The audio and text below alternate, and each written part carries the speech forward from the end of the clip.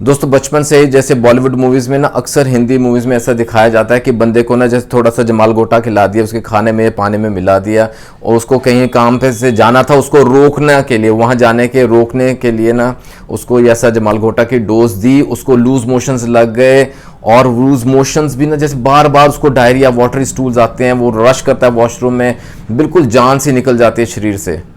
इस प्रकार के सिम्टम्स आते हैं। आज का डिस्कशन मैं इस टॉपिक से क्यों शुरू कर रहा हूँ, इस एग्जाम्पल से, क्योंकि आज ना जमाल घोटा की बात करेंगे।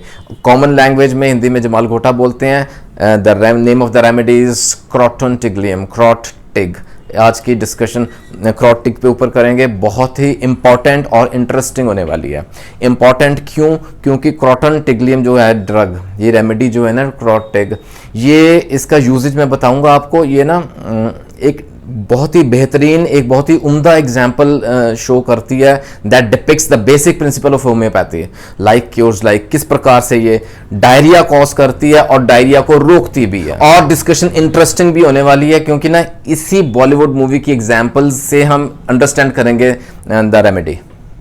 आइए शुरू करते हैं क्रॉट टिग की डिस्कशन। तो आपने देखा क्या होता है, बंदे को जमाल घोटा की डोज दी, उसके ना पेट में दर्द उठा, रंबलिंग सी साउंड आती है ना, गड़गड़ की आवाज आती है और पानी जैसे छलकता है पेट के अंदर, वैसा होता है।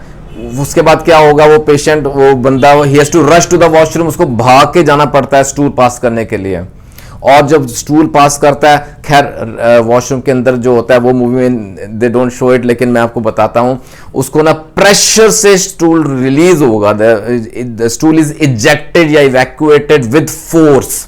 जैसे गोली निकलती है ना बंदूक से, इस प्रकार से फटाक करके स्टूल निकलता है, वो साउंड भी आती है। और स्टूल क्या होता है, watery stool, yellowish stool, totally watery, diarrhoea. बंदा बाहर निकलता है थोड़ा रिलैक्स होता है, लेकिन उसके बाद उसको फिर प्रेशर बनता है, वो फिर भागता है वॉशरूम, उसको 2-3 बार 4 बार ऐसा होता है, बार बार ऐसा होता है। And finally when he comes out वो बहुत रिलैक्स होता है, लेकिन शरीर में जान नहीं है, एनर्जी नहीं है, ग्रेट प्रोस्ट्रेशन वी कॉल।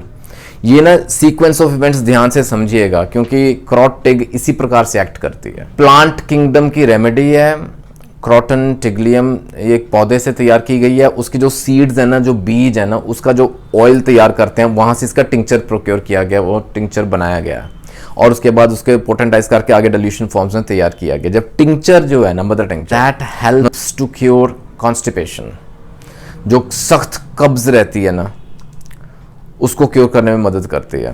जो हमारी इंटेस्टाइन्स है ना, लार्ज इंटेस्टाइन स्पेशली जो आते हैं ना, उनकी पेरिस्टाल्टिक मूवमेंट्स, उनकी मूवमेंट्स शुरू करने में हेल्प करती है, जिस वजह से वो स्टूल जो है वो इजेक्ट आउट हो जाता है।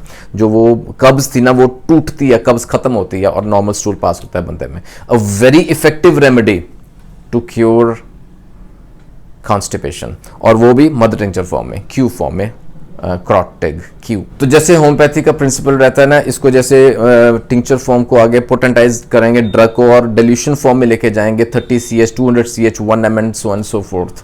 तो क्या होता है कि उसमें ना ड्रग की मात्रा बहुत मिनिमम होते होते बिल्कुल जीरो हो जाती है, वी नो दैट, लेकिन उसका इफेक्ट, उसकी एनर्जी, उसकी इंप्रेशंस आर लेफ्ट बिहाइंड, वो एक्ट करते हैं। और जैसे इस डिल्यूशन फॉर्म में देते जाते हैं ना, तो बिल्कुल माइन्यूट डोज में दिया जाएगा, वो डायरिया को कंट्रोल करेगा, याद रखिएगा इस बात। आइए इसका क्लिनिकल रोल समझते हैं। क्रॉट टिग बहुत ही इंपॉर्टेंट रोल अदा करती है। जहां कॉलिक रहता है, पेट में दर्द रहता है, डायरिया है, कॉलरा का सिम्टम्स है, we got a basic idea है ना। अच्छा, इसके अलावा ना स्किन के, जो त्वचा के ऊपर सिम्टम्स आते हैं, वहां इसका बहुत इंपॉर्टेंट रोल है, इक्वली इंपॉर्टेंट रोल है मैं कहूंगा। फॉर एग्जाम्पल एक्जिमा, एक्जिमा किसी प्रकार का बॉडी में होगा, specially the face and the private parts, genitals में होता है। आगे होम्योपैथी रोल में डिटेल में बात करेंगे, ठीक है। हर्पिस है, इरप्शंस हैं किसी प्रकार के, वेसिकल्स हैं, जैसे पानी वाले दाने सिंपल कहते हैं ना, जैसे वेसिकल्स स्किन पे ऊपर हो जाते हैं, वहाँ ये हेल्प करती है। रैशेस है किसी प्रकार की, इचिंग होती है। तो ये कुछ स्किन के सिम्टम्स हैं जहाँ क्रॉट टिग हेल्प्स अ लॉट। आइए क्रॉट टिग के ना होम्योपैथिक रोल समझते हैं।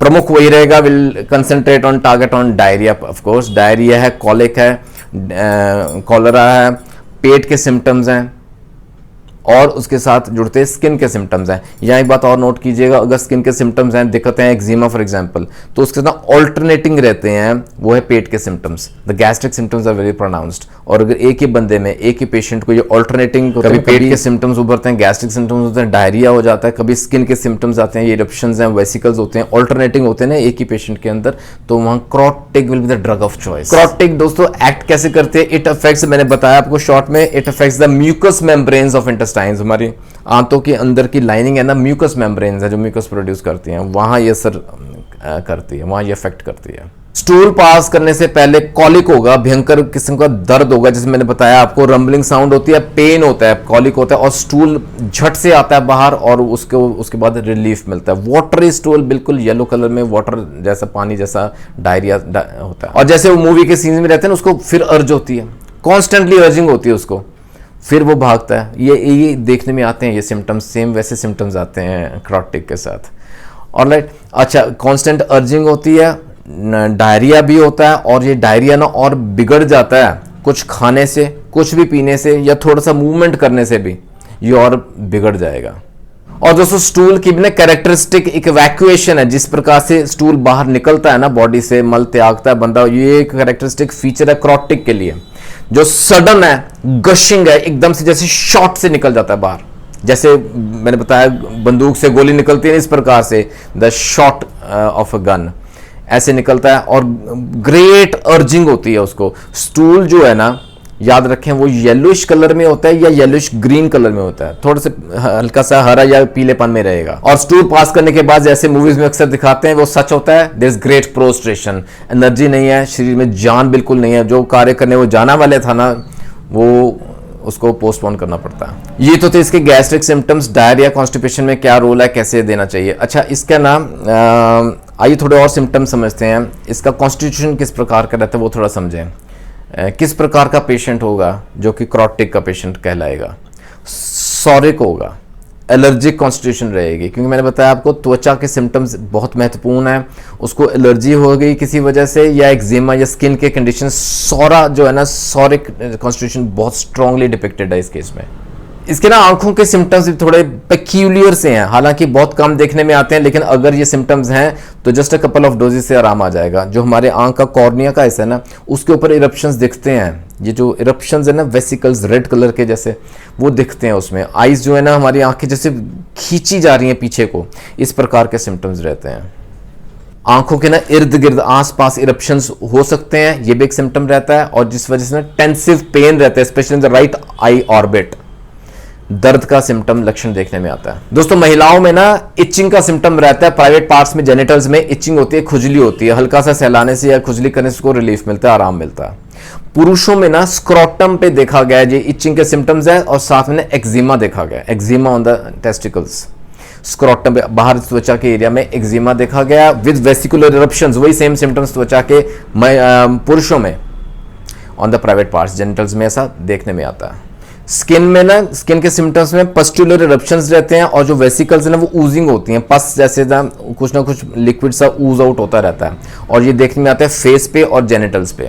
और साथ में खुजली जो है, इचिंग, वो एक प्रोमिनेंट और पेक्यूलर सिम्टम रहता है। एक्जिमा इन जनरल है, वेसिकुलर इरप्शंस हैं, रैशेज हैं विद इचिंग, ये कुछ इंपॉर्टेंट लक्षण है, सिम्टम्स हैं, जहाँ क्रॉटिक हम कॉन्फिडेंटली दे सकते हैं। और इचिंग के साथ इंपॉर्टेंट सिम्टम है, इंटेंस रहती है इचिंग, बहुत ज्यादा खुजली करता है, लेकिन जैसे वो स्क्रैच करता है ना, उसके साथ दर्द होना शुरू हो जाता है, स्क्रैचिंग इज पेनफुल। दोस्तों छुटपुट और भी सिम्टम्स रहते हैं, लेकिन प्रमुख मैं अपने आपके सामने मैंने लक्षण रखे हैं जो कि क्रॉटिक को बहुत अच्छी तरह से हम अंडरस्टैंड कर सकते हैं विद ऑल दीज सिम्टम्स।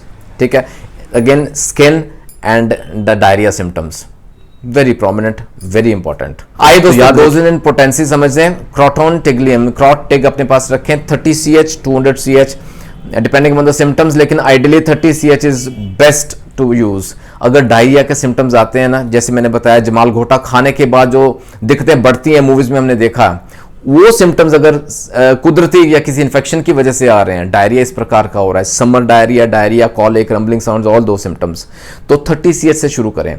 2 से 3 ड्रॉप्स दिन में 3 से 4 बार लें, आपको तुरंत रिलीफ मिलना शुरू हो जाएगा। तो ये तो थी in short discussion on croton tiglium. आशा करता हूँ आपको इससे कहीं ना कहीं जरूर फायदा पहुंचेगा।